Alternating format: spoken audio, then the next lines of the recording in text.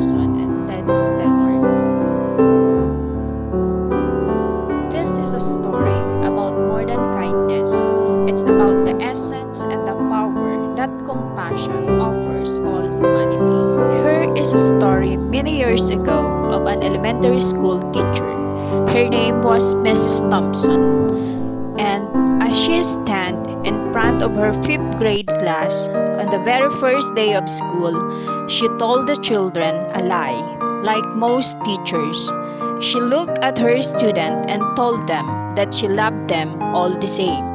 But that was impossible because there is in the front row, slumped in his seat, was a little boy named Teddy.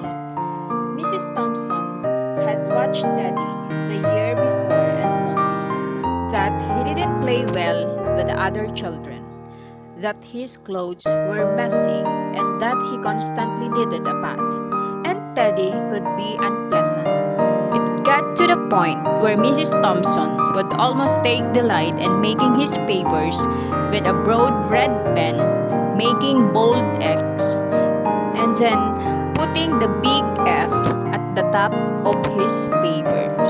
At the school where Mrs. Thompson thought she was required to receive each child past record, and she put Teddy's off until last. However, when she reviewed his file, she was surprised. Teddy's first grade teacher wrote, "Teddy is a bright child. With a ready laugh, he does his work neatly and has good manners. He is a joy to be around."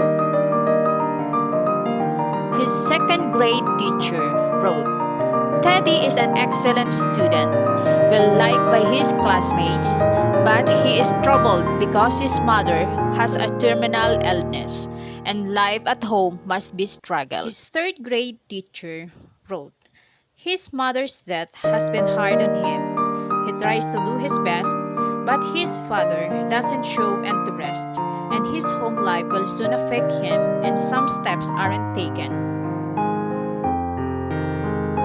Teddy's 4th teacher wrote, "Teddy is withdrawn and doesn't show much interest in school. He doesn't have many friends and sometimes sleeps in class." By now, Mrs. Thompson realized the problem and was ashamed of herself. She felt even worse when her student brought her Christmas present that were wrapped in beautiful ribbons and bright papers except from Teddy's. His present was clumsily wrapped in the heavy brown paper he got from a grocery bag. Mrs. Thompson took pains to open it in the middle of the other presents. Some of the children started to laugh when she found a rhinestone bracelet with some of the stones missing, and a bottle that was quarter full of perfume. But she stifled the children's laughter when she exclaimed how pretty the bracelet was, putting it on and dabbing some of the perfume on her wrist. Teddy Stallard stayed after school that day just long enough to say, "Mrs. Thompson, today you smell just like my mom used to." On that very day, she quit teaching, reading, writing, and arithmetic. Instead, she began to teach children. Mrs. Thompson paid particular attention to Teddy. As she worked with him, his mind seems to come alive. The more she encouraged him, the faster he responded. By the end of the year, Teddy had become one of the smartest children in the class, and despite her lie that she would love all the children the same, Teddy became one of her teacher's pets. A year later, she found a note under her door from Teddy, telling that she was still the best teacher he ever had in his whole life. 6 years went by before she got another note from Teddy. He then wrote that he had finished high school, 3rd in his class, and she was still the best teacher he ever had in his whole life.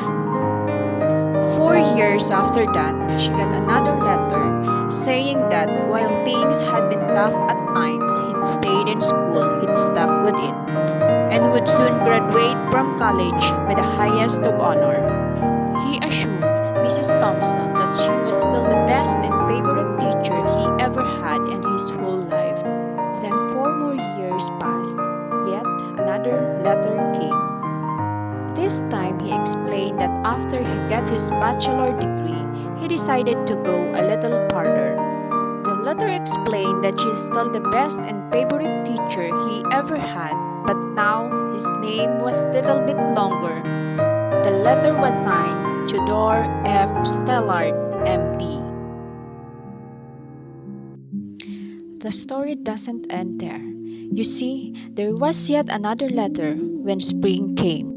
Teddy said he'd meet this girl and he was going to be married.